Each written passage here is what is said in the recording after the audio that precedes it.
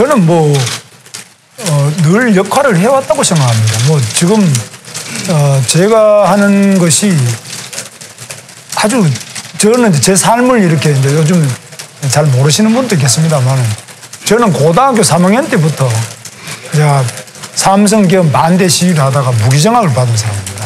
대학 입시를 불과 2달 앞두고 저는 할 말을 하는 사람이고 그 위치가 어디에 있든지 간에 제가 어떻게 되든지 간에 저는 항상 제 양심에 옳다고 생각하는 이야기를 하는 사람입니다.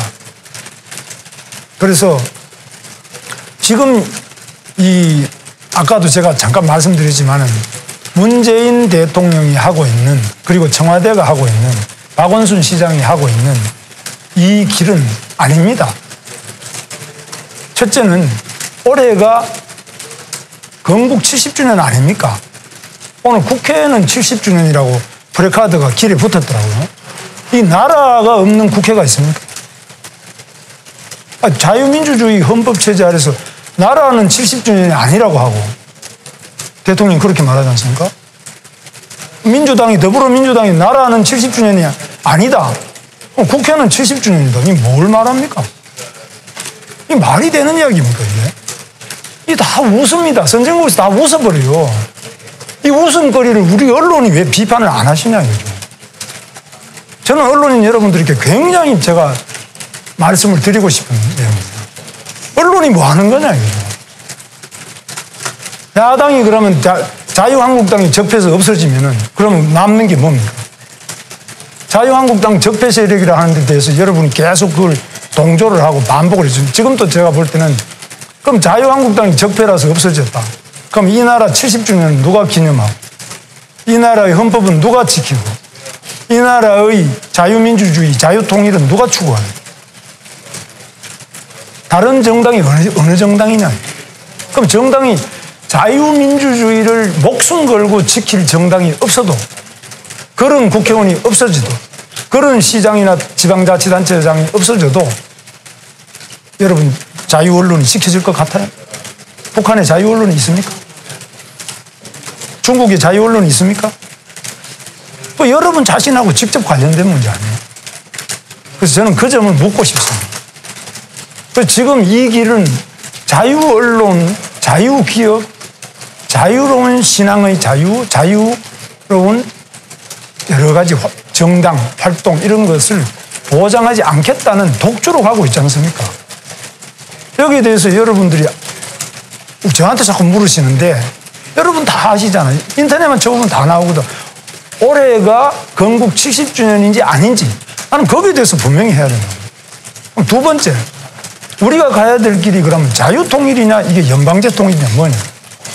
저는 연방제 통일이 아니면 자유통일이 아니면 받아들이면 안 되는데 바로 독일이 걸어왔던 길, 그 길이 아니면 우리에게 통일의 길이 없습니다. 독일이 바보들이 모인 데가 아니잖아요. 그럼 독일이 어떻게 저렇게 통일을 이룩했느냐. 정말 기본적인 조금만 공부하면 간단한 이야기인데 전혀 그런 거하고 무관하게 계속 언론이 그렇게 보도를 하신다면 저는 언론의 자기 본연의 그 책무, 중심을 잡으면서 팩트를 이야기하지 중심이 없이 그냥 청와대에서 이야기하는 거하고 같은 방향으로 간다. 저는 그거는 자유언론의 본분이 아니라고 저는 생각합니다. 그래서 아까 이제 김선동 우리 위원장님은 선거 결과를 상당히 낙관하시거든요. 5석? 5석 플러스 알파가 수익. 알파. 저는 안 그럴 수 있는 가능성이 높다. 왜? 언론을 보면 아니거든요. 아니, 왜냐? 우리가 아무리 열심히 해도 제가 하루 종일 차를 타고 오늘도 지금 차 타고 지금 7시부터 차 타고 쫙 다니면서 출근해서 인사를 했어요. 소용없어요. 여러분의 그 지금 놀리는 그 손가락 한 2번 두들기는 만큼 제 영향력이 없어요. 진짜입니다, 이거. 여러분은 못 느끼시는지 몰라도 우리 이 현장에 뛰는 사람 느낍니다. 여러분이 손가락을 이렇게 한 2-3번만 때리는 거하고 제가 2시간 잠 안 자고 돌아다니는 거하고 거의 비슷한, 여러분이 더 힘이 셉니다. 그래서 자유언론은 어마어마하게 중요합니다. 이 자유언론이 없이는 민주주의가 된 나라가 어디 있습니까? 그리고 민주주의가 있어야 자유언론이냐 이게 아니고 자유언론에서부터 민주주의가 그것을 자유언론을 먹고 민주정치가 생기는 거죠. 반대죠. 그리고 언론은 그렇게 중요하다고 저는 봅니다. 그래서 저는 언론의 역할에 대해서는 정말로 중요한데 이 언론이 지금 이제 비판 기능이 마비되어 버렸거든요. 이게 굉장히 큰 문제다. 지금 이 경제가 이게 IMF 때하고 제조업 가동률이 똑같고 실업률은 IMF보다 높잖아요. 엄청난 이 국가적 경제 위기가 왔는데 이거를 누가 보도하고 어떻게 하고 있냐. 그럼 나라가 지금 현재 보세요. 오늘 미북 정상회담이 뭡니까 요지가? CVID 그거 아니에요. 그거 아직 합의가 안 되고 있잖아요. 그 오늘 나온 게 뭡니까? 청와대에서 나오는 여러분 보도 잘하셨대. 문재인 대통령과 청와대의 생각도 CVID 금방 안 된다. 몇 년 걸릴지 모르겠다. 굉장히 오래 걸릴 수 있다. 청와대 발로 나왔잖아요. 근데 여러분 보도는 뭡니까? 곧 다 될 것처럼. 그걸 이야기하는 야당에 대해서는 완전히 수구꼴통으로 몰고 어느 것이 진실이냐? 오직 진리와 팩트가 중요한 것인데 여러분 지금 하시는 게 저는 그런 면에서 굉장히 국민들에 대해서 이게 자칫 오도될 수 있는 그런 게 많다. 특히 미북 또는 이 통일에 관한 문제, 그 점 하나고 경제에 관한 문제, 그리고 정당이라는 것이 과연 더불어민주당만 가지고 우리나라 자유민주주의를 지킬 수 있느냐? 자유한국당이 전멸하고 대통령이 전직 대통령이 둘 다 감옥 가고 전직 국정원장이 4명이 다 감옥 가고 전직 국방부 장관 다 감옥 보내고 기업인들 주요 대기업 총수들 다 감옥 보내고 이렇게 해도 대한민국은 끄떡 없을 수 있느냐? 저는 아니라고 보거든요. 경제도 파탄나고 나라 전체가 파탄난다. 저는 그런 엄청난 그 고뇌를 하고 있고 그런 고뇌를 하는 사람들이 지금 제가 다녀보면 어제도 한 분 저를 부드러워 울더라고요. 굉장한 사회적 지위에 있던 분이 이 나라를 이렇게 할 수 있느냐. 근데 제가 이런 이야기 하면 저 꼰대, 수구꼴통 이렇게 여러분들이 또 비판하실 거예요. 저는 그래서 여러분 정말 중요하다. 저는 언론인 여러분들은 참으로 중요하다.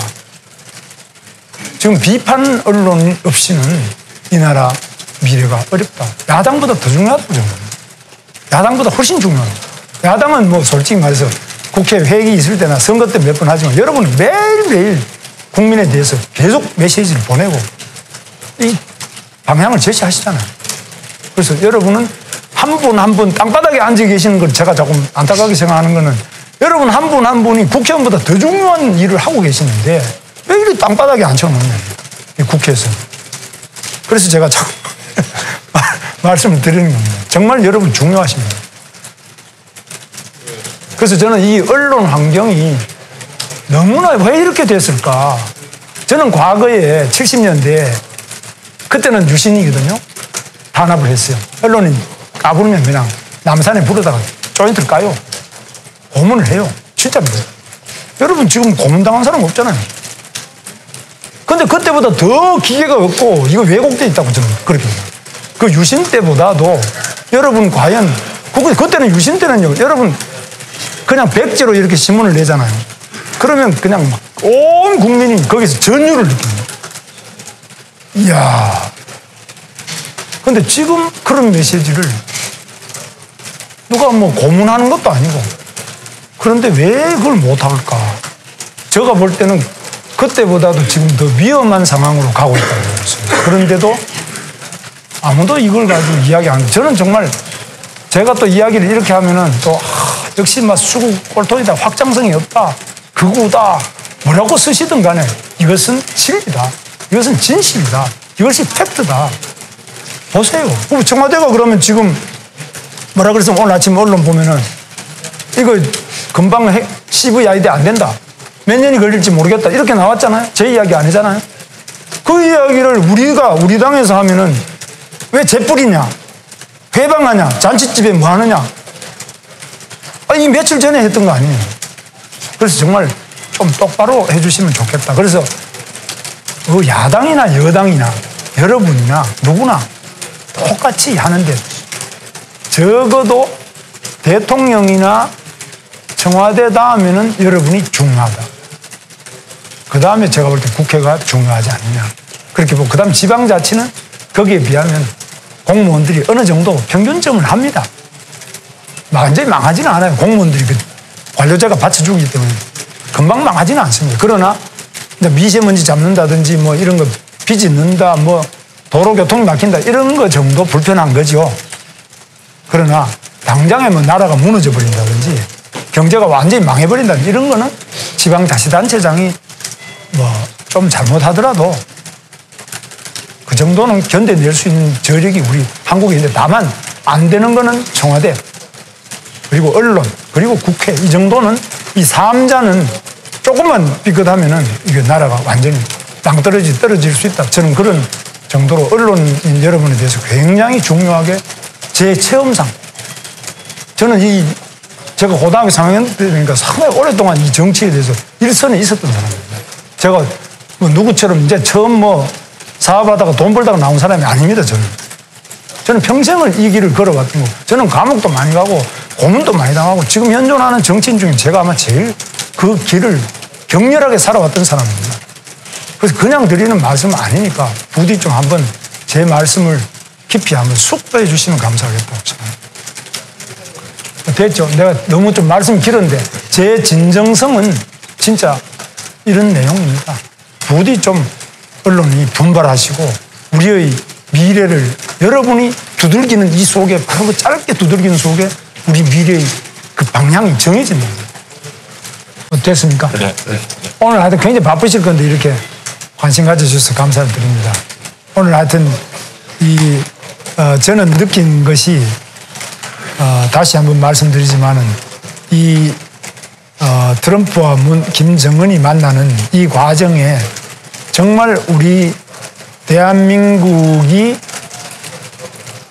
우리 대통령, 우리 정부가 북한하고 담판을 해서 모든 한반도의 운명과 미래, 과거까지 정리할 수 있는 그런 일이 있었다면 얼마나 좋았을까. 그럼 왜 우리는 여기에서 빠졌을까 생각을 해보면은 힘입니다. 무슨 힘이냐? 국방력입니다. 국방력의 핵심이 뭐냐? 핵입니다.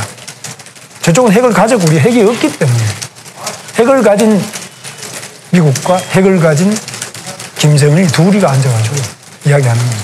핵이 없는 우리는 이러고 있습니다. 그래서 그 현실을 삼척 동자도 다 알고 있는데 제가 이런 이야기하면 또 저자는 완전히 핵 무장론이다 또는 핵 미치광이다, 전쟁광이다 이렇게 부디 좀 복필하지 않으셨으면 좋겠습니다. 그런데 김정은이가 트럼프하고 저렇게 마주 앉아서 세계적인 이목을 집중하면서 이걸 폐기하라. 핵을 폐기했다고 해서 여러분 전쟁이 끝납니까? 6.25 전쟁이 핵전쟁이 그거 아니잖아요. 그런데 왜 이렇게 어마어마한 이 핵 하나를 가지고, 그것도 뭐 별로 우리가 볼 때는 뭐 완전치도 않은 핵이에요. 우리나라가 한다면 그 1년 내로 그보다 몇 배를 만들 수 있는, 우리가 국력을 어마어마하게 가지고도 왜 저자들한테 항상 우리는 눈치를 보는 존재가 돼 있을까? 바로 우리의 지도자들이, 우리의 언론이, 우리의 국민이 우리를 당당한 주권국가로 우뚝 세우고자 하는 이 국가 의지의 결여다. 저는 그렇게 봅니다. 국가 의지가 없다. 그저 우리는 먹고 마시고 먹는 것, 즐기는 것, 이거 외에는 나머지는 뭐 누가 알아서 하겠지. 정치 지도자까지 똑같습니다. 그런 관심을 가지고 있는 정치 지도자가 적고, 적으면 언론이라도 그걸 계속 비판해 주든지 해야 되는데 별로 없어요. 야당이 그런 이야기하면 그건 완전히 적폐 세력으로 몰아가지고 전쟁광으로 몰아서 반통일 세력으로 모는데, 여러분 오늘 이 미국 정상회담을 보시면서 김정은이가 어떻게 몸값이 저렇게 높아졌을까? 뭐 핵 때문이지 뭡니까?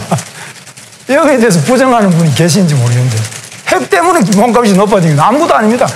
경제가 뭐 대단한 것도 아니고 뭐 생긴 걸 잘생긴 것도 아무것도 아니잖아요. 오직 핵을 가지고 있다. 그리고 핵을 쉽게 내놓지 않는다. 그걸 붙들고 목숨을 걸고 그거를 붙들고 있다는 거예요. 그 굉장히 생각을 해보실 점이 아니냐.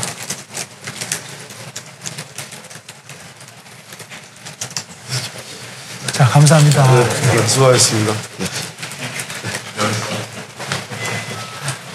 자, 예. 아이고, 수고하십니다.